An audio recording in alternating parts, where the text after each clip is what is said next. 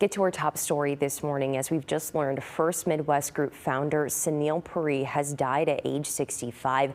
According to his family, he passed on Sunday from head and neck cancer.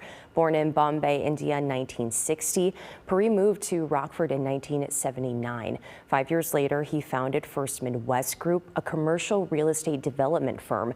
In 2000, his respected business savvy led him to accompany former President Bill Clinton on a trade exploration trip to South Asia. The two men formed a friendship during that trip. And while he was known for his success in business, Puri's impact also being felt through his philanthropic works. He helped create the local Golden Apple Awards, donated to hundreds of local and regional charities, and served on many boards, including the Rockford-area Economic Development Council. A celebration of life will be held on Saturday, March 14th at City First Church.